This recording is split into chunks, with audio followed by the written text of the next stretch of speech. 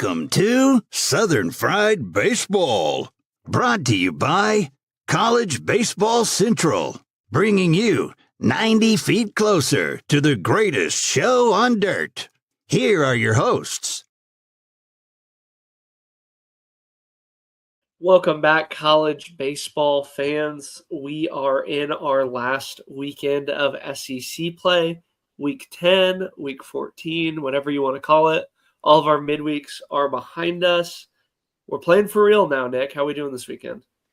Yeah, it's a sad feeling knowing that college baseball regular season's already coming to an end. I swear, I probably say this every year, and so does everybody else in our industry.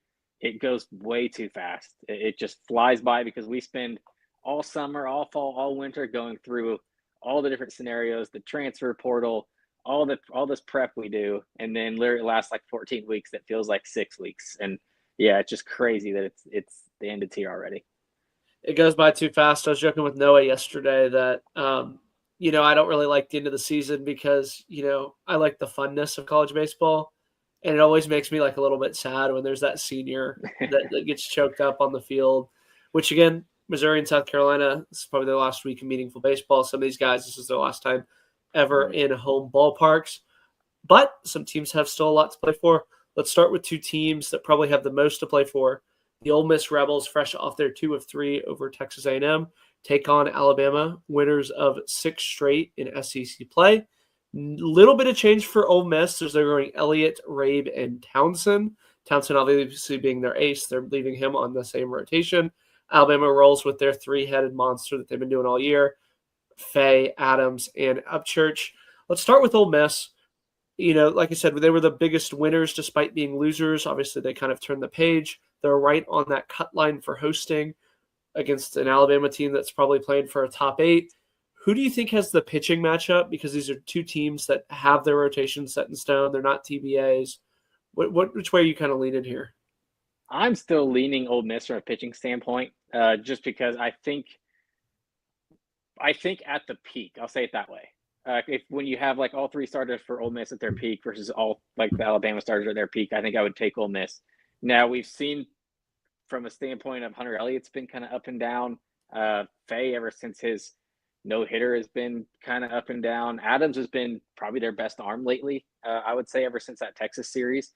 So yeah, it's close to a toss-up. I would give a little bit of that to Ole Miss, but yeah, we'd be remiss not to mention, like you said, this means a ton for both teams. Bama, I think their RPI is 4 or 5. Definitely have a chance to be a national seed. And Ole Miss, I think as long as Ole Miss, and I'll say the SEC in general, before quick tangent before we get into all these series, the rest of the country is not doing themselves any favors when it comes to how bad the weekend was the ACC just had. The Big 12, we just saw they might have just lost one of their seeds by Kansas getting dominated. Coastal, they're probably going to now need to run through like the Sun Belt tournament as well to get a host. So they're doing themselves no favors. And right now, I think it really is going to be 8 hosts for the SEC again, back-to-back years. I know people outside of the SEC don't want to hear that, but I think Ole Miss, as long as they don't get swept this weekend, especially with it being on the road, their RPI is not going to get hurt. So I think they're in a good position. Yeah, I agree. We mentioned it about 2 weeks ago about how Alabama, they were going to get into the easy part of their schedule. They're going to win 6 straight. Everybody's going to say they're going to be hosting. That's exactly what happened. Yep. Alabama's pretty banged up this weekend. So they have LeBron coming back from a concussion. They have Neal coming back from a concussion. It seems like none of their 3 starters are ever on at the same time. And I'll say this. I said this on Monday. Alabama, on paper, is not a very good team. But again, they find ways to win, whether it be John Lim getting a big hit in the 8th inning, Peyton Holt hitting a home run in the 7th to extend the lead. So I think that's kind of an underrated aspect with this Alabama team, is that they find ways to win. Granted, it was against some inferior competition, but there's teams that South Carolina has beat this week. You are going with Ole Miss. I am as well. Chris is on our Rebs, while Micah and Andrew are on the Crimson Tide. Nobody has it sweeping. I think it's a really competitive series, but I think we're going to learn a lot about both of these teams after this weekend, wouldn't you say? Yeah, I do. And I would almost I would say it that not that Alabama doesn't have the pieces on paper or like the roster on paper. I think what we're surprised by is the names that are on the paper aren't the ones performing. Like it's not this year. It's not Justin LeBron. It's not Torres. So it's like the guys that Brady. You mentioned Neal. Their Cat Plattner has had to come off the bench. Yeah, Fowler's big Fowler. Like we've talked about this. There's been certain weekends where like Fowler has carried them. Neal had to carry them for like a 3-week stretch. So yeah, I just think it's on paper it'd be there, but we just haven't seen the whole roster click or like the whole offense that we thought they would have click really. And you said that when the offense isn't fully clicking, and then like you said, with the pitching staff, with them not all seeming to be on every weekend at a time, that's what makes it tough to sweep when you have good teams coming in. Yeah, I'd agree. The other thing too, if we're looking at negatives, Ole Miss does kind of love to kick the ball around at times. They're one of the worst fielding teams in the SEC. Alabama kind of usually punishes those teams. I wouldn't say they're chaos type like Oklahoma, but they can punish those teams. Again, I think that this is going to be a really competitive series. Moving on to probably the two teams that, again, have a ton to play for. The Arkansas Razorbacks will head on up to Kentucky Proud Park. Kentucky sits right beneath that cut line, if you will, in terms of SEC wins. Probably need to get, one more against Arkansas. Arkansas goes with Dietz, TBA. Kentucky goes Harris, Cleaver, and Jelkin.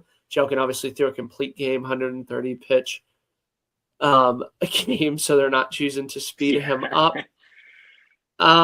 What do you make of Arkansas? Let's start with them. What do you think they need to do on the road here? Because it seems like just when you figure out these Arkansas Razorbacks, they go in and lose a series like this. Wouldn't you kind of agree?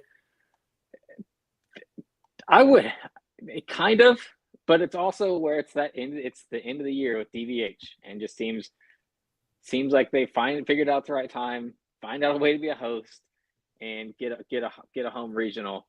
But that's what I was looking at. It means more. Obviously, Kentucky, you said it. I think they need one, and then their problem is right now they're lined up with Vandy.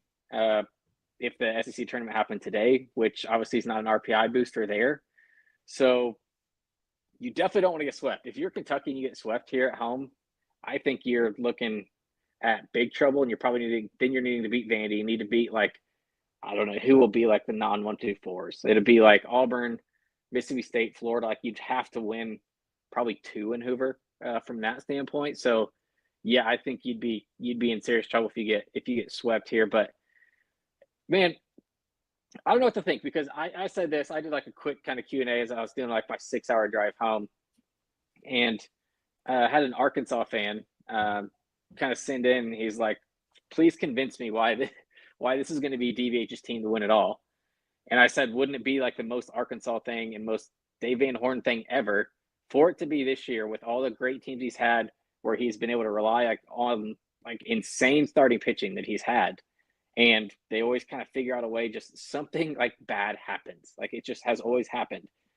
And they're doing it the flip way this year, where it's like he has his most explosive. I'm not going to say it's not his best offense he's had but I would say it's the most explosive. Like the chance that they can put up crooked numbers that they have. But the bad thing is they're like great, and they're boom bust. Their ceiling and floor. It's very Nate Thompson. Yeah, their ceiling and floor are so different from each other, and like you don't know when those K issues are going to come up and things like that. And because we've talked about that like in different series that they've had. And the reason I said that, like, when like Ole Miss was playing Saturday and it was Townsend, I was like, Arkansas has no chance of beating him because he's a strikeout guy. And that's just what Arkansas's like biggest bugaboo is, that they strike out so much against strikeout pitchers. So it becomes who they get lined up with in a regional. But you don't have to worry about that against Kentucky outside of Jelkin. But then how much does Jelkin throw? Like you mentioned it, like they basically and it's not even this week, they've used him to the bone this entire season. So it wouldn't surprise me, by the way, if they get the first 2 of this series that they don't throw Jelkin. No, because they'll need it. Like we said, they need. Oh, you mean? Are you saying? Yeah, like if they win the first 2. Yeah. So like, let's say that they're sitting at. Which, by the way, Micah has their projections. They would face Vanderbilt, Auburn, and Alabama. So I think their RPI is 38. I just had it pulled up. It is 32. No, Yeah. no. I mean, 33. Yeah. it's weird because LSU fans were saying, "Oh yeah, some teams get in with 13 wins." Kentucky is a team that gets in with 13 wins. Like, I'm sorry, They that's didn't just last year. yeah, they Weren't did. 13. Or no, who am I? Was it? Who didn't? I thought it was like last year, 2 years ago. Who was it? Bama in 23, Maybe 22. there's last year, 2 years ago. But yeah. But anyway, you're right. Like it feels And it's like a weak bubble. It's a really weak bubble. it kind of. But I also like Kentucky's gonna have so many things working against it, where it's like they've won. So it's like, yeah, it's 13 wins, but then you look at it, and I know it's SEC, but you win 2 series your entire SEC season, and then who'd they beat in the like non-conference? It's like And they played nobody. Missouri and South Carolina, who Yeah, actually so both took the series from them. yeah, that's what I mean. So then But like if they they get in probably a have the best position, win in the country with that sweep of Alabama. I know it was 9 weeks ago. yeah, maybe. Which is a yeah. I mean, that's a one And they thing don't on get their hat. swept. I think that's a really underrated aspect is that they don't get swept. Yeah, but you lose twice, you're out of regional. That's like the goal is not to lose twice and just win one. Yeah.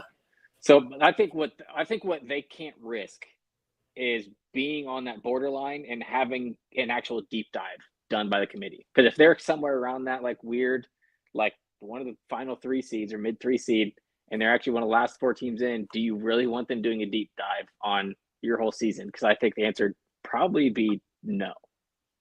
I should say they are playing their best baseball right now. I know they lost a series at Florida, but I mean, I think they were really, really competitive in those losses. They beat Tennessee the week before. And again, if they have a good showing against Arkansas, I think this is another one where it's like, yeah, maybe they've been really competitive, I think, in a lot of their series too. It's not like they get blown out. Like it's usually like these 50-50 games. Yeah. I think for them, Cleaver's got to have another back-to-back good outing. The offense, I think the offense, it's weird because they're a team that I feel like plays better on the road because the offense doesn't really translate at KPP, and the offense can really kind of bang it around the yard. Obviously, the pitching's been what it is at this point, but the flip side of that is Arkansas's pitching's been equally as bad. Like outside of Dietz, yeah, Dietz is obviously outside, but like Gibbler, McIlvain, Gackle. I mean, McIlvain's been fine, but he has to be used in like a short stint and probably only once a weekend. And they hold their breath with McIlvain too. Like you can kind of, everything's tense when you watch like an Arkansas game live versus watching it on wheels. Everything just feels so tense, like with Ethan McIlvain. Wouldn't you agree? Well, I think part of it's that crowd. The crowd makes it feel tense. The Gackle, it's like, oh man, I feel like he's always pitching like with runners on. Yeah, you know who? And I was talking about this with my dad. It's Gackle feels like, and obviously this could completely backfire on me, and I'll just wear it. But does he not feel like it's like there's always one pitcher that's gonna just like is meant for like a moment or like the moments? And we kind of saw that last year with Arkansas, like very clearly with almost the same type of arm. Though no hitter in Omaha, and now it just feels like he could just be that guy where it's like all of a sudden things just click because it's the moment, and he's like, if he's made for big moments, then it's like you don't want to see if you're a 2, 3, 4 seed, you don't want to, even if he's halfway off, you don't want to see 97, 100 coming at you when you're not used to it. So it's like it feels like he could be the one that, or not could be. I think he needs to be the one. Like if he's supposed to be a self-fulfilling prophecy too, Nick. He was the pitcher when Davlin dropped the fly ball. Because I went and rewatched it. He was the pitcher. Oh, well, then even more about motivation. That would be like an ultimate Disney movie. Obviously, what chance would you give Arkansas as host? Because I feel like they're, with the RPI being so low, they had some really bad out-of-conference losses, that they feel like a step behind some of these SEC teams. Do you think a sweep and stuff, or do you think they control their own destiny, or do you think that they have to have a few things fall their way? I think they would need a sweep and things to fall their own way. Because that would put them at 18-12 if they swept. Which obviously there's that DVH number again. Somehow it gets to 18. But I think the issue is that we already mentioned, and I already said it. It seems like 8 teams are hosting from the SEC. So unless one of those in front of them really falls on their face, and I don't even know who it would be, because you're looking at Ole Miss, 13 the RPI. We just discussed their game; they're not falling down. Florida should win this weekend. They're at 12. Mississippi State's at 11. Should be able to take a game or two, and they're at A&M, so their RPI is not going anywhere. So it's like it's very tough. Like they are that. And if Florida's RPI is not going anywhere, but the flip side of that is they're going to be at 18 wins likely too with sweeping LSU. Yeah, that's what I mean. They're just no. It just feels like Arkansas is that 9th team looking in. I think they're going to be one of the top. I will say this: if you're a committee and you remove all the metrics and you just go off of games that you've watched or teams that you would want to see in your regional, I would not want to see the Arkansas Razorbacks in my regional if I'm a Big 12 team. Unless I get the Sunday version of Arkansas every time. Yeah. because then I might want them. Like if we could turn this into a slugfest like some teams have been able to against them, there are some, like you talk about some Big 12 teams that would love to enter like a slugfest State. Or an ACC like or Kansas. Like, yeah, give us a slugfest, please. Moving on to the series of the weekend in terms of rankings, the Georgia Bulldogs will head on over to Plainsman to take on the Auburn Tigers. Georgia obviously has locked up the SEC. Auburn, I think, is locked up a top 8 seed. They can kind of get that last exclamation point with the big series win. It's Joey Volchko, Dylan Vigue, and TBA versus Marciano, Alvarez, and Petrovic for the Auburn Tigers. I'll start with a question that I said on Twitter, and I'll ask you the same question. If Auburn takes 2 of 3, should they be ranked higher than Georgia in the committee's eyes? They have a much, much better RPI. Mm-hmm. They have a strength of schedule of 1. They have played a lot tougher midweeks. They played in Arlington. They will have the head-to-head over a Georgia team that had, I would say, a lighter SEC schedule. Would you rank the Auburn Tigers above the Georgia Bulldogs? See, that's where I don't know. Like, I guess I would personally say no, but the committee is not going to do it my way. I think, and I know it is hard in these days where it's like the uneven schedules. But if you start bringing in uneven schedules and like start bringing some of that stuff in, then you're going to have to be flipping around everybody's record and like what you think it would be versus what it is, which is like an impossible thing to do. Because like I was just looking, like you look at Tennessee's right now. Tennessee would be tied for 6th if they got to play South Carolina. Because assuming instead of 13-14, assume they take 2 out of 3, which it would be at worst. They might sweep South Carolina. Then you're looking at 15 and 13, and they're tied for 6th. It's like, so you can't like necessarily do it too much. Or Ole Miss, who didn't play South Carolina or Missouri. Yeah, Ole Miss would be the bigger one because they're the number 1 strength of schedule within league play. So I still say, I think winning the league, the fact that they haven't locked up at 4.5 games over the number, by far the number 1 league in the country. I think that should mean more because it gives me, I know it's supposed to be more body work, and I know they're going to want to look at like non-conference strength of schedule, but I think what they have done over this like 10-week stretch. Yeah, they would be 8-2 in weekend series in the SEC. Yeah, I think that kind of speaks for itself. And I get that they played one of the easier schedules. I think it was 14th out of the 16 teams. But who was worse? When I saw it, I have to go look up the tweet. I believe it was Vandy. Probably Texas. Texas had Vandy, South Carolina, and Missouri. Yeah, Vandy was one of them. And I can't remember who was. There was one more because then Georgia was 14. Because it actually surprised me too because I assumed they'd be last, but they were not. I see. That's where I like. If it is metrics, it would be Auburn, and also Auburn's been like just hot lately. But also, you can't not say the same thing about Georgia. Georgia's. I feel like that Florida series is sticking with a lot of people's minds more than it probably should from Georgia. Wouldn't you kind of agree?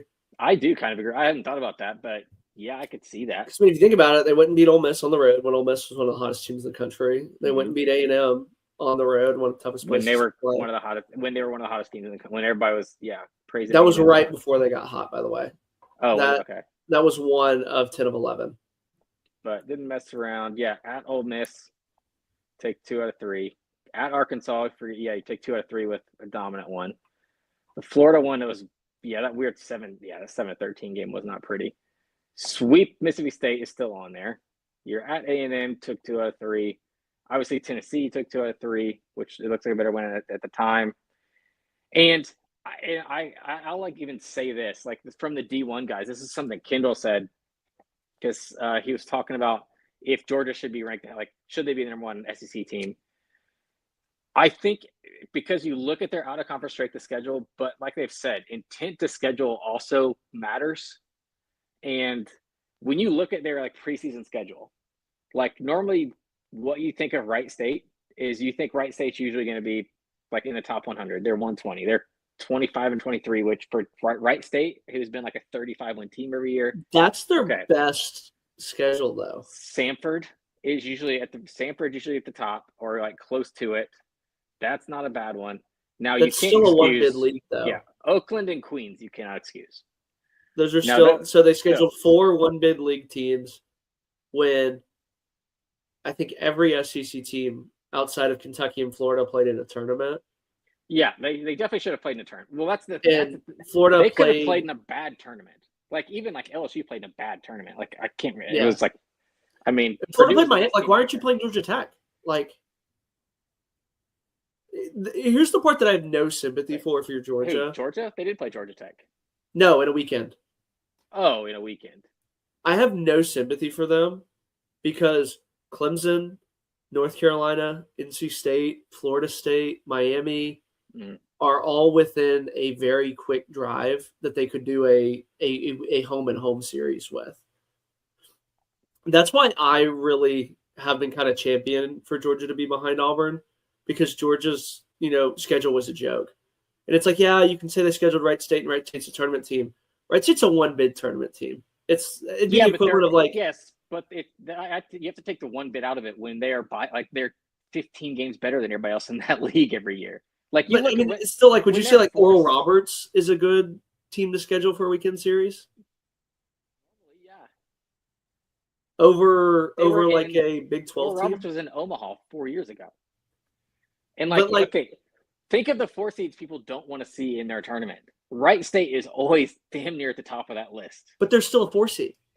We saw they were okay. They don't have to be. Yes, but they're a 4 seed because of what their league brings down their RPI so bad that they have no choice. Like Wright State has had years, like the year they were in Tennessee when they had Tennessee on the ropes. That was weren't they? I think they were leading the country in home runs that year. Yeah, like it's just, and again, I'm not saying that they're not a good program, but it's not the same as, well, no, it's not Georgia Tech or UCLA, Virginia Tech, and who was the third team that Tennessee played that weekend? Arizona State. Yeah, and again, the Big 12. You're telling me you can't get Kansas State on the schedule? It's cold there. You can't get Kansas on the schedule. I do bet Wes after this year. I how much you want to put down that they are in a preseason tournament next year? I will guarantee it. By the way, depends. Actually, if they end up like the 3rd overall seed, what's the incentive? It doesn't matter. Correct. Yeah. What's the incentive? I would agree with that. Moving on to a team that also didn't play in the tournament but scheduled the University of Miami. The Florida Gators will look to bookend the most disappointing season in LSU in probably 50 years. Florida goes with King, Peterson, and Sandiford. LSU counters with TBA, Marco Paz, and Zach Cowan. So here we are in week 10, and LSU has 0 weekend arms that they started the season with. Yeah. Jay Johnson said he told the guys that they would have to win the SEC tournament to make it into the NCAA tournament. Let's see the path, because Micah has the path, and I want to get your odds on it. Are they less than 5? I haven't pulled up. It's literally Tennessee, Florida, Texas, and then probably Mississippi, and then either Mississippi State or A&M. Jesus. And you're talking about Florida after a bye, which means you are literally going to have to get through. Dude, this would actually be nuts. With no pitching. With no pitching. And they would have to face the buys. It would be Coons, King, Volantis. So, yeah, that 5% might be high. I don't even think it's that. Yeah, I was going to say 2. We were talking about a little bit pre-show. LSU's playing a lot of freshmen right now. How many guys do you think off of this LSU lineup that they're going to run out against Florida will be in the lineup opening day next year? Yeah, that's what I said 4. It sounds like you kind of think 3, but I mean, I wouldn't be. I wouldn't be shocked if. Yeah, I think it's obviously 2 or 3 minimum. Cerna, Do I- Braun. Yes, Cerna, Braun, and I would even say because Caraway will be back from from what I'm hearing. So that would be 3. And I'm not saying, but he will have to be better, but he will start. Because if he comes he's back, he'll start. That means no Record, no Simpson, no Pearson, no Yaman. Yaman's the odd man out. He'll be able to start a lot of places, and he'll get a starting catcher job somewhere. I always forget his name, so give me a second.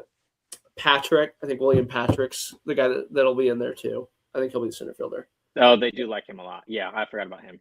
But other than that, I mean, they're going to be looking for a lot of stuff. I will say this too, because there's a lot of LSU fans calling for Nate Yeske's head. Nate Yeske did 2 years at A&M before he went over to LSU. I believe he did 2 years at Oregon State. What do you think if you're Jay Johnson? Do you roll the year back with Nate Yeske? Do you go get a new pitching coach? But what would you kind of do in that situation? Because it's a little bit of a catch-22 for me, because I don't think he's warranted being fired, but the staff has been pretty terrible. And I think that kind of warrants taking a deeper look. The staff has been pretty terrible, but yeah, I can't put it on Yeske's track record. You just named it. There's also some MLB time spent in there too, like in the not like at the MLB level, but like with the developmental stuff. So it's and you're talking about a guy you look at this seems like such an aberration of a year for LSU arms that I have to kind of give him the pass. The only one good kind of take I've heard on it is that a lot of the arms, the great arms that LSU has had recently, have been portal guys. Now, obviously, they got a lot better once they stepped foot on LSU. You can talk about with Skeens what he was at Air Force. Nobody saw Gage jump. Cade Anderson is the only one who's obviously was homegrown. You look at Ianson, was one they brought in that was even better than he was at San Diego. That's your Hurd. Betcher Hurd. Yeah, so I get that point, but obviously he's doing something. I think this year is just such an like I said, an aberration. An anomaly. We're also dealing with there was injuries, things just didn't click, and it wasn't even it happened. And because we talked about this with the the offense side of things, the transfer portal, it didn't just not hit for the hitters, it didn't hit for pitchers either. They brought in some cancers too. Now that some of the stuff's kind of come out, and that carries over. It's not like the MLB where it's okay, here's your pitchers in one part of the locker room, and then here's your hitters. So if there's some cancers in there, if there's some stuff going on, that spreads throughout the whole thing. And because it's how college kids are, these aren't professionals. This whole season, the blame game is going around all over the place. Well, they were playing the blame game that UL weekend series. Remember where they were out there for an hour? Yeah, well, and he did that again this week. Did you see? Yeah, this weekend he was also out there for an hour with no assistance. I'll say this: I don't think it's Nate Yeske's fault that these kids aren't friends with each other. No, that's not. That's very clearly what's happened. These guys just don't really get along with each other. They don't click, which is part of the portal. And that's not Nate Yeske's fault. Yeah, that can be a portal problem. That's happened, and we've seen that though from a college football standpoint. Oh yeah. College basketball thing. Look at Kentucky and college basketball is probably the biggest obvious part of that. So it's sometimes kids don't click, especially when you're doing this portal and they're all from these different parts of the country and they were all studs on their team and kind of leaders, and then you're being put on the back burner by other guys that are either already from LSU or other guys that have transferred in. It's really hard to hit the SEC. Minds don't click. And that too. And it's hard to pitch when you have to when you're getting kind of behind guys 2-0, 3-1, you have to throw the ball down the middle. These are professional hitters that will make you pay. I can't. I don't think Yeske's, and I think Jay's smart enough to realize that's a panic. That's when Schlossnagle let him go. I thought it was a panic.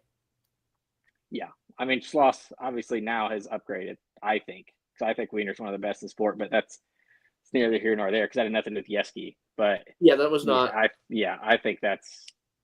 I think he'll be there. Flip side of the coin, Florida, obviously, they're looking for 3 more wins as they kind of solidify hosting. It's a very weird kind of hosting resume, if you will, because they have the most Q1 wins. They have some really terrible losses. King, Peterson, and Sandiford. I said it on Monday, and I wanted to kind of get your take on this. I feel like Liam Peterson's the most important player to Florida's success because when he's on, it limits their bullpen. I think their bullpen, you feel good about 9 outs from them in a weekend. And then outside of that, it really takes a dip.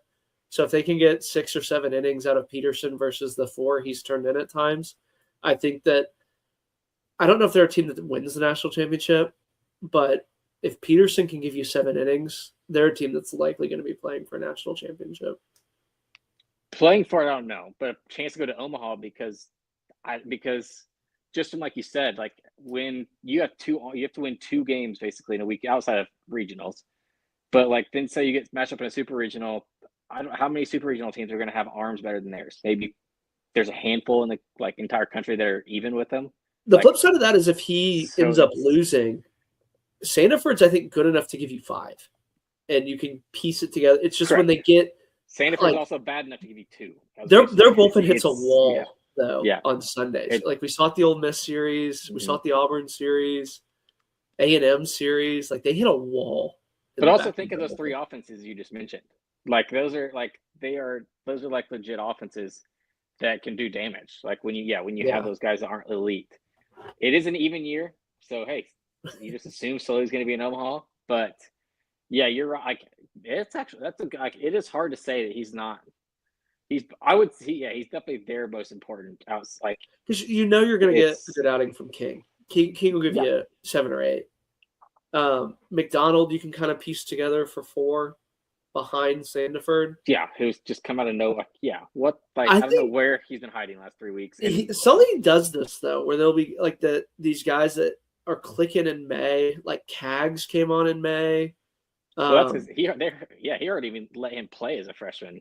Who was they had that other guy who had like a Linsanity run and then never played again, like 2 years ago when they went to Omaha. I mean, Sully, I think, kind of breeds that. I do know who you're talking about because now he's like he's like a GA.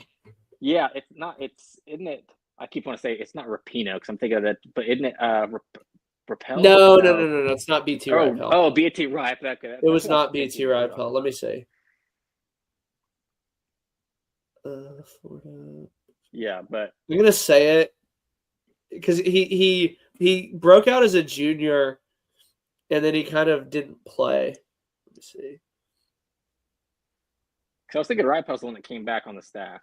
But I could be wrong because as the catcher. Was it Ty Evans? No, Evans is the one who he hit those 2 big home runs. But then he was back a year after that. Oh, let's see. Let me go to the schedule. Yeah, I like when we search 2024 Florida. It just shows. I'm thinking like too far back. It just shows Jack Caglione's page. I mean that's kind of what it was. That's what it was that year. Give me a second. But I guess just real quick while you're looking it up, they're in a good spot. Obviously 12th in the RPI. And I'll say this since we haven't mentioned it yet. Ashton Wilson, yeah. Until proven otherwise, I'm going to still assume the committee does not watch baseball, and they are going to just go look at the RPI because they're going to have no clue what DSR means.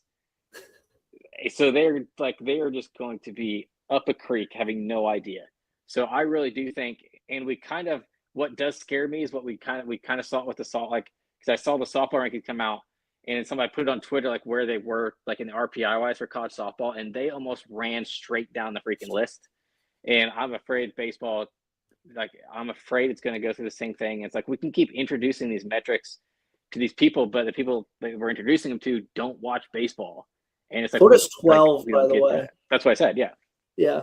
That's behind Texas, Alabama, A&M, and for now, Mississippi State. But Mississippi State just jumped them. That's why I think they're the 7th and 8th hosts, along like them and Ole Miss are kind of in that same I have a little feeling same boat. A&M or Mississippi State will fall behind Florida if Florida takes care of business. I don't know enough. I haven't seen like the metric of it, but something tells me. Also, A&M played Prairie View, and they literally talked about how they're going to reward teams for not canceling, and that dropped their RPI like 3 spots. Did you see the same thing? Did you see last year?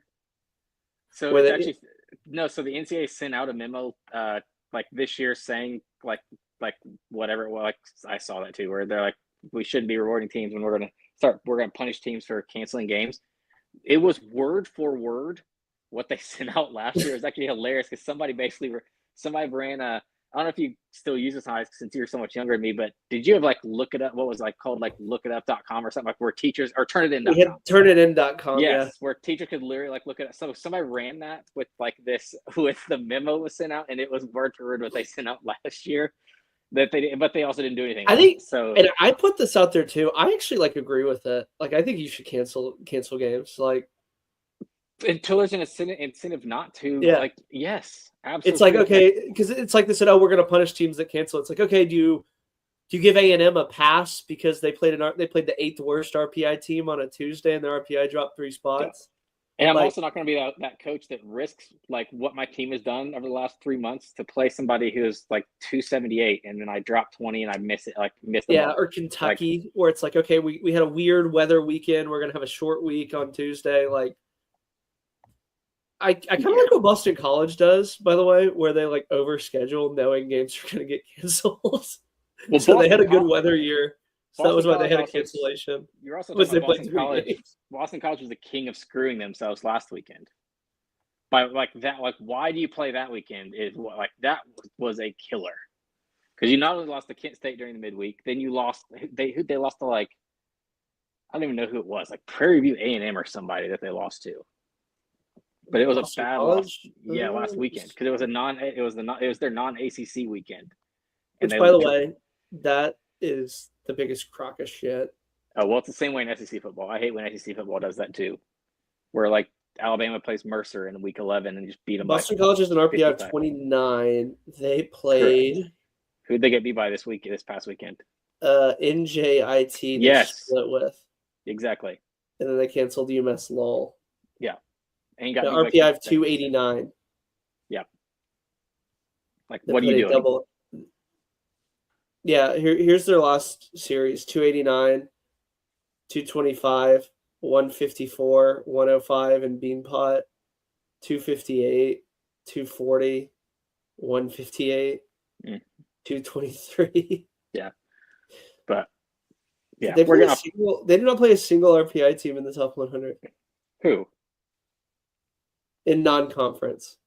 Oh yeah, okay. Boston College. Well, yeah, I mean that's kind of a northeast thing. You're kind Houston of at stuck 106 from is that the toughest standpoint. non-conference game that they play and Yeah. lost. But all right, moving on. We are at the halfway point, so I want to give a shout out to our friends over at Homefield Apparel. Use code CBC for 15% off. That's everything from hockey jerseys, hats, baseball jerseys, t-shirts, hoodies, everything in between. They have just about every single school that you can think of, everything from the Banana Slugs all the way over to the Northeastern Huskies and everything in between. So head on over to Homefield Apparel to get all of your college baseball needs satisfied. Once again, that's code CBC15 for 15% off your first order. Let's move on to the back nine, if you will. The Mississippi State Bulldogs will take on the Texas A&M Aggies. These are two of the coldest teams in the SEC. Starting pitching is Tomas Volantis, Duke Stone, and the infamous TBA for Mississippi State. Texas A&M is going with Ethan Darden. TBA and TBA, the big headliner obviously is Aiden Sims, has soreness. And we saw a little bit of a velo dip with that Ole Miss series. These are two teams that I think are really, really desperate to kind of put that period at the end of their season, get that last little big win to get into the hosting conversation. A&M's obviously lost 2 straight series. I think Mississippi State's lost, 3 of 4 with a South Carolina sweep in between it. Mhm. Who do you think needs this series more? Is it Texas A&M or Mississippi State? I'll say weirdly A&M, and that's not even with a lot of conviction. I just think it is sort of because what is starting to hurt them now is we talked about the lack of arms, and yeah, soreness is one thing, but if Sims can't go, that changes their complete outlook because it's like we already knew they had to bang against teams to win in the first place. It's like, but for most of the season, they had at least one guy who would be able to keep one of the games low scoring. Outside of Shane Tadeo, had a couple outings here and there. He's obviously not starting this weekend. You don't know what you're getting from Weston Moss week in and week out. So you know what you're getting from Ethan Darden, though. That's the bad thing. Well, I don't know. Depends on if you're getting the good Ethan Darden or not, which has been. I mean, I wouldn't say he pitched bad last week. He did 2 innings, 2 runs, a lot of walks. Okay, yeah. Let me rephrase. Starting pitcher bad. Like that's not you can't, especially when you're as limited from bullpen standpoint and amount of arms, like we said all year long. They have like 7 or 8 guys you really, I don't even know if trust the right word, but you're willing to throw out there all the time. You can't have your Friday guy, like you can't just rely on 2 innings. So that's kind of tough. But so I would say from that standpoint, but I think I honestly think both these schools are kind of in that same situation. They're both going to host. They've kind of, Mississippi State did the most, but they both earned it towards the beginning / middle part of the year. I would say beginning for Mississippi State more than anything.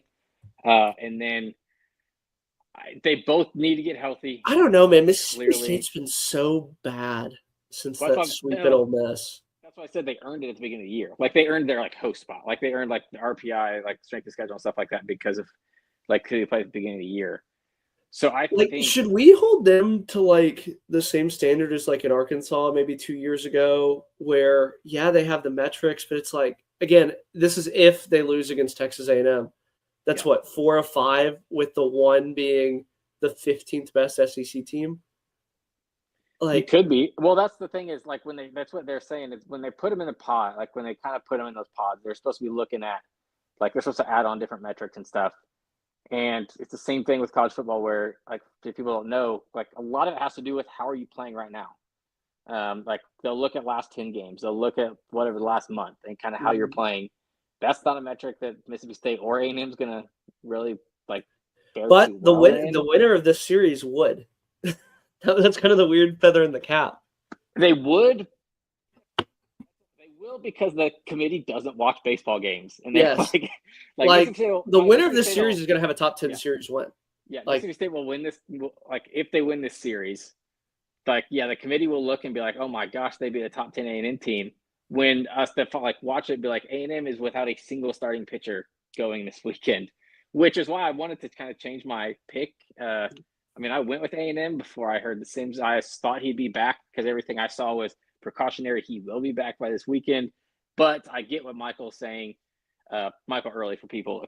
So what he said is he's literally it's way more important for us to have him for the long haul than it is this one weekend, which 1,000% agree with.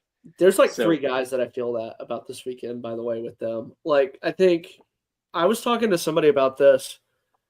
I almost want them to not play Hakopian this weekend and get him to 70 or 80% and have him be able to play the field. Yeah, it's tough to have it just limping every time he's running the bat. It looks like he's in pain. He's still I think regardless, I think his bat will be in, but I think you need him to play the field just from a dynamic standpoint. And from what they can do with their lineup standpoint. Yeah. I'm really curious what they do with Grahovic this weekend should Kellner return and play. Because I don't see how you take Vin Arroyo out of the lineup after the weekend that he just had. So does he play third? Does he play second with Sawyer Farr? It's really interesting because they have, I would say, a surplus of glove first guys who can hit doubles, wouldn't you say? As their backups? Oh, as their backups. Okay. Yes. Say I don't think of many of A&M's guys as glove first guys. I think first guys like Chestnut, Farr, Arroyo. I think you almost want to move Grahovic back to first. Dude, Arroyo had a great listen. Awesome weekend. Kid was 0 for 4 go again, then went 7 straight hits, which just absurd. 3 of them being home runs. He had 3 ridiculous plays in the field. 3 of them were home runs. You go with what got you there. I think it still goes. I think you still go back because Partita is back, correct? Like, I mean, on Saturday he was limping and in turfs. Okay. So I thought he'd be full go this weekend. So I guess that kind of has to do with it. I don't think you rush it. Like, why would you rush it for a series? It depends on what he's feeling. Yeah. If he's full go, like, because his, like, apparently his was like the soft tissue thing. If he's fine, then obviously you play Partita and then Did you see the quote that Schloss said soft tissue issues were on the player? No, but that's not surprising that a coach would say that.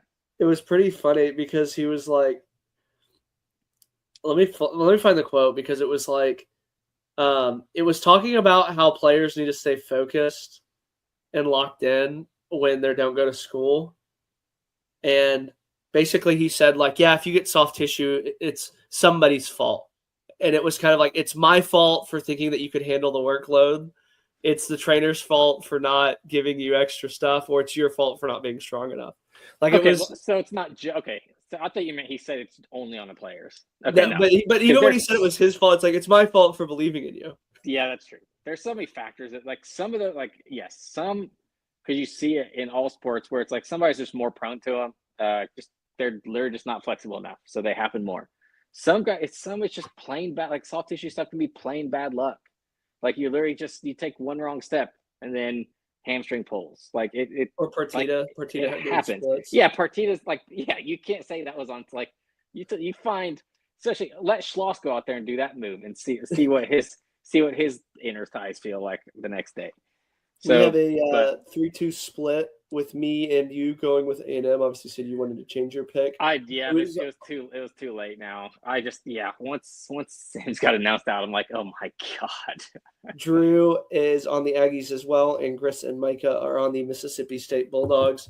I'll say this: Mississippi State doesn't have the bullpen either. That's the other part that really scares me about it. There's going to be a lot of runs this weekend. I will say that. They have Bauer, but they only have Bauer for about 6 outs, I would say. Wouldn't you agree? Well, I mean, he went, 4 innings against Texas was probably his – and that was only 2 weeks ago, so that was a good outing. He did only give, 2 1/3, I think, this weekend. So I don't know. He's shown what do you think his workload is as they ramp him up? 2 to 3 innings. Yeah. Yeah. I think he's on the Cam Flukie plan for now. I'll say this, too. A&M's really good at taking walks, and Mississippi State pitchers are really good at giving walks. Yeah, there could be a ton of runs in this. Yeah, this series, this could be an old-fashioned shootout. I have a feeling 2 of these games get ugly with a split. I think Mississippi State wins one like in an ugly blowout. I think A&M wins one, and then ultimately I think A&M kind of takes that one.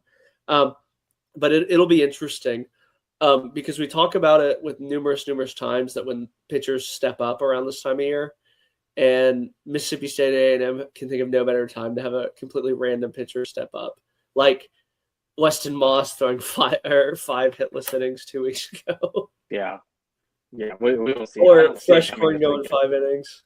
Yeah, I don't see it coming. I'm sure, because I don't know what the temperature's like down there right now. I know it's in Tennessee. It's supposed to be up to 90 this weekend, so like we're full blown. It's not as hot as you would think. Getting in that late spring, early summer, so the ball will fly. And I think, I think there's going to be runs in that series. Just down the road, the Missouri Tigers will travel to the Magic Carpet to face on the Texas Longhorns. Missouri's again going with McDevitt, Kellenbrink, and TBA. Texas counters with Volantis, Harrison, and Ruger. Ruger Riojas was in the media availability, talking about the soreness that he has.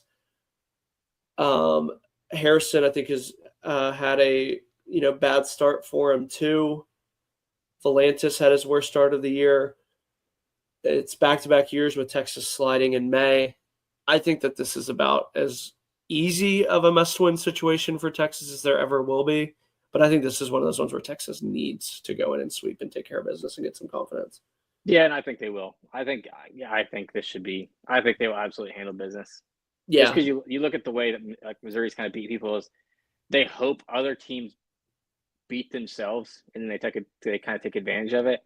Texas is a team that, like, you look at their losses they have, it's because other teams like took it to them. Like you look at like Tennessee just kind of on Auburn last weekend. Auburn, like what A&M did to them. Like it just like there's certain teams and like their losses just become the team just took advantage, like just onslaughts. And it's like, and yeah, so I don't know. I mean, Tennessee has Volantis' number. That it's one of those weird things. Like he has 2 losses. Well, he is Volantis. Yeah, he has 2 starters, or he has 2 losses as a starter in his college career, and they're both to Tennessee. So it's just it's just one of those things. I'm more worried about the soreness. Talk about Riojas. Harrison was fine. Mendoza's banged up. Mendoza's banged up. Yeah, Pendergrass is kind of working back. Yeah, I just think I don't know. I'm not too much. I'm not too worried about this. Like they have pretty much a national seed locked up as long as like you said, they don't. Even if they lose this series, they just can't get swept. They're probably still in a very good situation. It would just be an ugly like smear going into. I would say this again. I think I want to clarify that I think Texas goes in and sweeps. Yeah, but I think if they lose 2 of 3 at home against Missouri as kind of the last thing in people's minds, they might get moved into that pack. Granted, they have the RPI and the SOS, but I mean, it's gonna be one of those things where it's like, or it's like, the RPI and SOS is good, but they've been sliding the last month. Yeah, they did this, but it would also be a 2nd or 3rd place finish in the SEC still. It would, so it's still, I don't. Well, because I mean they're tied. I think they can fall. Auburn can jump. Auburn can jump them. Florida could theoretically jump them. That's the other thing is them. The only tiebreakers, that scenario that they could get in is with A&M. There's like some weird ones, but because they're going to be either half game up or half game back. There's no reason to even talk about this because it's not. They're not getting swept by Mizzou. Yeah, so. I would say that. That would be like probably the biggest up. It would be bigger than Vanderbilt on Saturday, which we're saying is the biggest upset.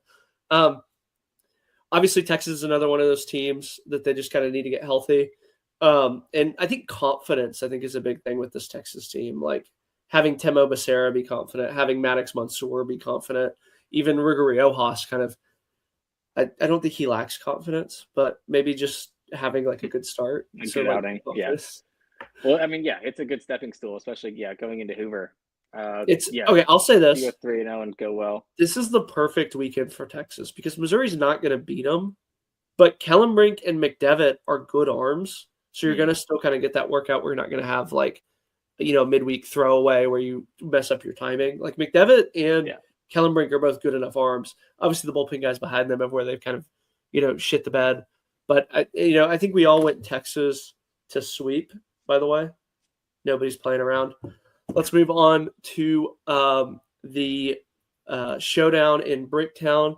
The Tennessee Volunteers will head to Oklahoma City to face Oklahoma. Some new changes from a rotation. It's Coons, Blanco, and TBA, with Mac citing soreness. Oklahoma's going with Cam Johnson, Xander Mercurius, not LJ, and freshman Cord Ranger. What do you make about Landon Mack's injury? Do you think it's just a precaution? Do you think it's yes? Yeah. So that was the thing I heard and couldn't give out last week. So the plan was, and that's why they moved him back, obviously, to Sunday, because the plan was like hopefully it was just, and his isn't like, I would say his doesn't sound like the same type of soreness where his was just it wasn't even like soreness. It was just. He said it just like something felt off, like in the bullpen. It wasn't even like pain or anything earlier in the week or the weekend before. And so I was like, okay, we'll just move you back to Sunday. That way we can, it wasn't even like obviously performance thing, clearly. So it was like, here, you just get 2 extra days because we trust Coons, we trust Blanco. You get 2 extra days to start Sunday. Apparently, he was fine to start Sunday if it would have been like 1-1 or if they would have lost the first 2 games against Texas. He, like, from what I've been hearing, is he still would have started on Sunday. So that right there is a very, very good sign. So I think it could be the same type of situation this week where Tennessee did enough last week where it's like, okay, like you didn't have to risk going 0-6 and missing the tournament. Now you're basically in, you prefer not to get swept, but you're still in, even if you get swept, you're still in a pretty good position. So OU's not a bad team. I think OU's 25th, 26th. So they were right behind, 19. So even better. Well, so either way, it's Q1. So it's like, no, I don't think So it'll be an interesting situation. I don't think he throws this weekend. I think that's why it is TBA. Because I think if they wanted him to, they would have just put it. And then just because he was put there last week, and then they were just like, nah, he's not going to throw. Here's So your question, by the way. Would you rather be a 2 in I think D1 has him going to Georgia Tech or going to North Carolina, or would you rather be a 3 in kind of a Coastal Carolina, Southern Miss? 1,000%. Yeah. That because they're right on the cut line of 2 of 3. I'm not saying you want to lose on purpose, but you almost would be like, oh no, we're 3. Sorry if I sound weird now.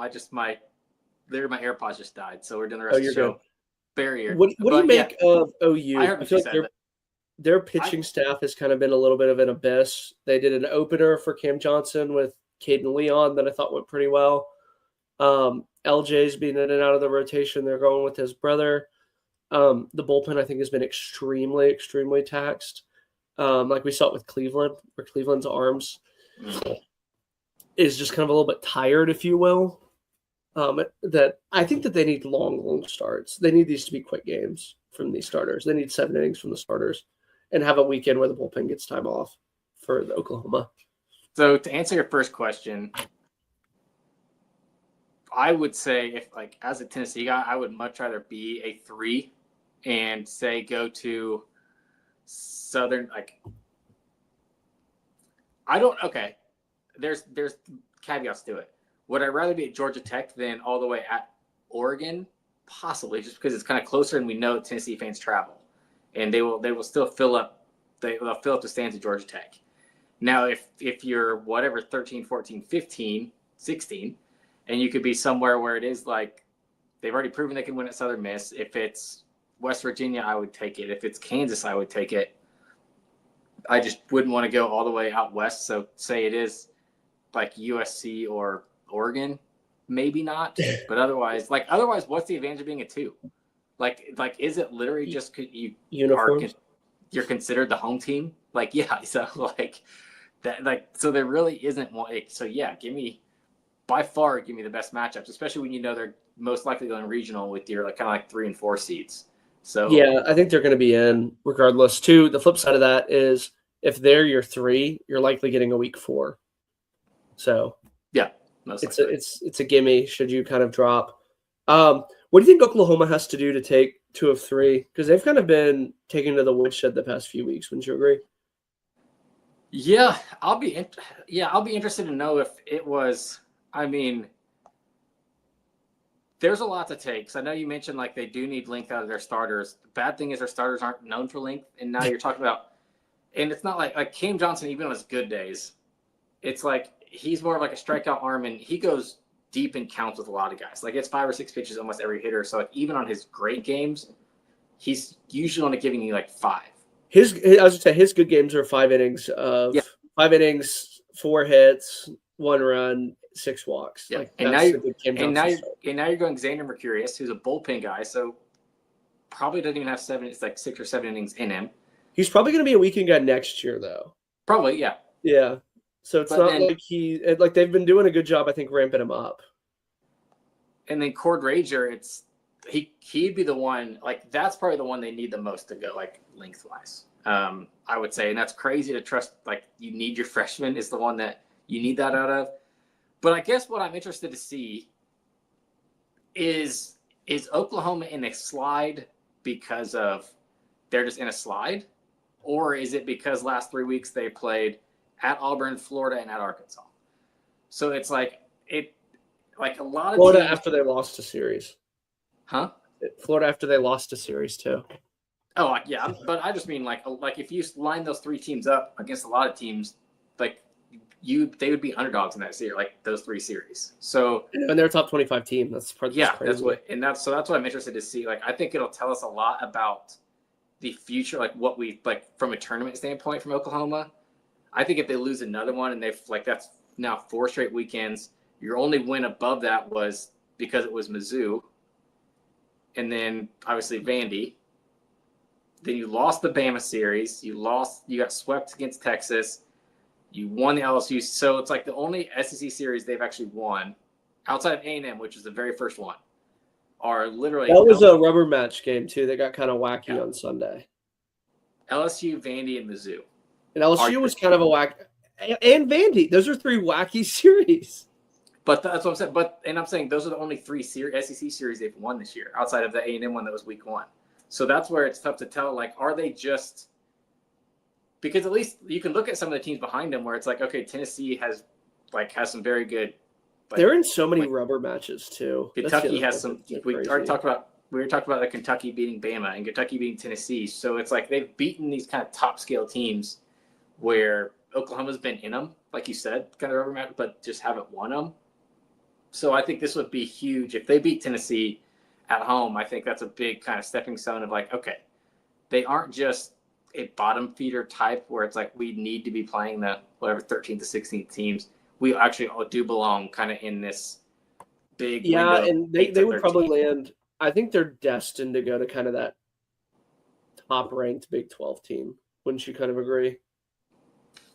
Of like Kansas, West Virginia – Nebraska. I know Nebraska's not a Big 12 team, but that's kind of that's where they feel like they're going to land. I don't know. They're going to be a pretty high too. Yeah, I think they're in that not Arkansas 17 to 19 range. I think they're more in that 20 to 25 range. Oh, I don't know because what is their RPI right now? It's higher than it's better than Arkansas's, right? Arkansas has way more SEC wins though. Oklahoma's 19. So I think they'll be somewhere. I don't know. I could see them being in that 16 to 20. Just because that's why I said if they win the Tennessee series, that's where I think they end up in that 16 to 20. But if they lose it, they're probably in that kind of 26 to 32 range. So it is at Chickasaw. I think that's actually kind of a smart thing because OU's long complained about student attendance for big series. Like remember when Texas went up there and there was basically nobody? Make it easy for people that are in Oklahoma City to go to the games. I think, let me double check. I went with Oklahoma. Matt went with Oklahoma. Micah went with Oklahoma. You and Andrew went with Tennessee. I'm going to be honest with you. I only went with Oklahoma because I'm a point behind you. That was one of the ones that I can be honest with you. The first time you sent it in, I was like, fuck. I was like, those are all my pictures, my picks. Yeah. So I was like, what are the two that I think I can steal? And I knew that's what you were doing. Yeah. For people who don't know, old Jake here put in the chat for when we're literally picking our picks for this week, and Jake goes, I'm going to see what Nick picks first. Yeah, I'm a point behind you, so I didn't want to have a. I send my picks in, and then Nick clinches it by doing the same. I didn't even look to see. So is that the one we have different? I didn't even look. Let me see. We have Kentucky and this series different, and everything else we match up with. Oh, you took Kentucky? Yes.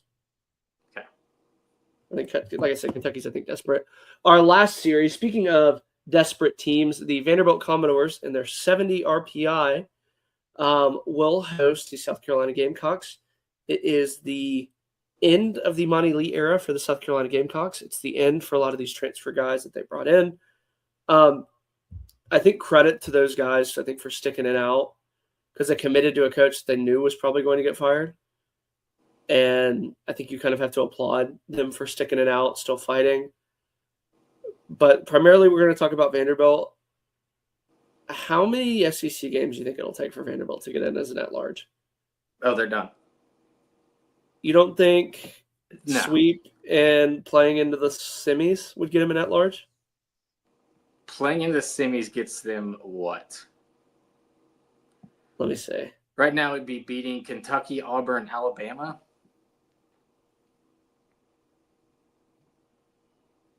Yes. I guess it's possible, but... That's more realistic than LSU, though. Dude, we've watched this Vanderbilt team, and But the reason, and that's what we've said, or not we have, but just... it's just known. The reason, Vandy and Corbin always do well in Hoover. They always do. But it's usually because they have they have so many arms they can always trot out there.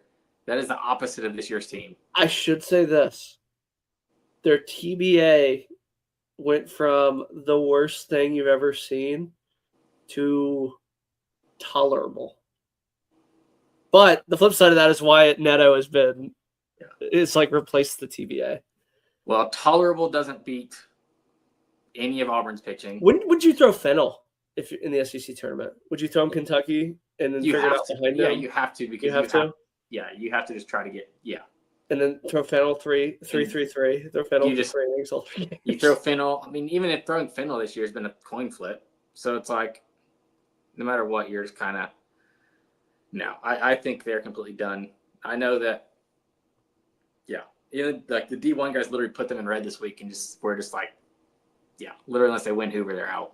So I don't know if they have to win it. That's what those guys said. But yeah, semis would be close. I would argue with the way the bubble is and stuff playing out a certain way, like if it's Michigan versus Vandy, that would get them to, is it 17 wins if they played into the semis? Yeah, but Yes. Michigan in the RPI is like 30 now.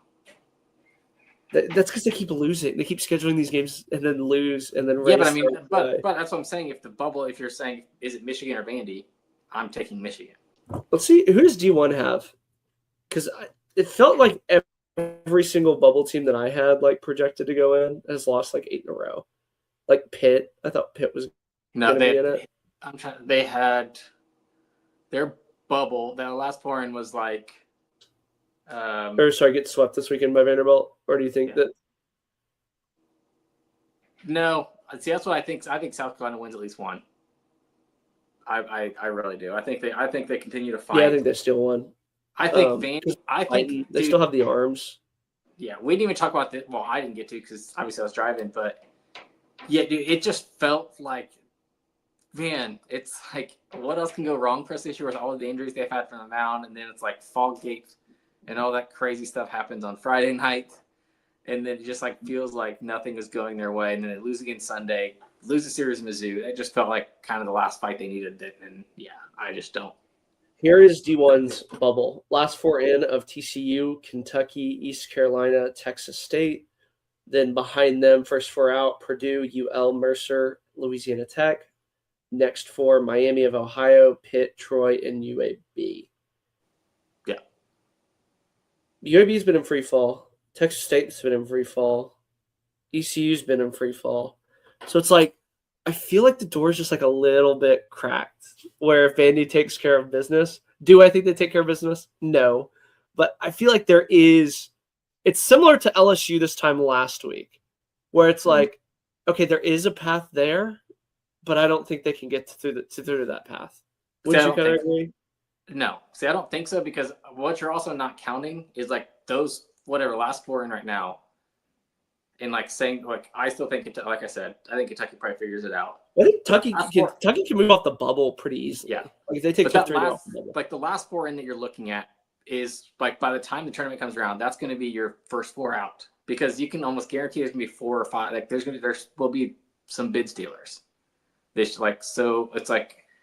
So there's certain situations where it's like what the bubble is right now is not what it's going to become selection Monday because you're talking like UCSB's in no matter what and nobody else is. We already mentioned. I think Poly could get in. because Poly's RPI is like 90 something. Even though They do they're have tied Missouri for- State as an at-large team, Michigan as an at-large team, Virginia Tech, NC State, Liberty. all better than Vandy. I can't believe Texas State's going to sneak in. I think that's absolutely wild. I don't think they will. I think if I remember right, they had them. What they said was like their bubble was like they're kind of saying like they need 2 or 3 this weekend and we'll have to win 1 or 2 in the Sun Belt tourney. But they were It'll also be interesting. the way it lines up. But Nick and I are still finalizing our plans when it comes to the SEC tournament. We are going to be talking about it, just to what extent and what we're going to do fan interaction wise. So be on the lookout for announcements coming at the end of this weekend. Nick and I will probably go live Monday morning before Hoover. Wouldn't you say, Nick? Working on it. Depends on if I end up driving part of the way there. Yes, but we will be live every single day in some way, shape, or form. Whether it be just me, whether it be just Nick, whether it be our friends Chris and Q Millie or Andrew from Mid-Major Land. But somebody at CBC Insiders will be talking about no doubt the SEC. that is all that we have time for. Once again, we'll be back here next week to talk through Week 10, talk through the SEC tournament, preview that as well, and then again talk through everything. Thanks everybody for tuning in. We'll see you again here next week.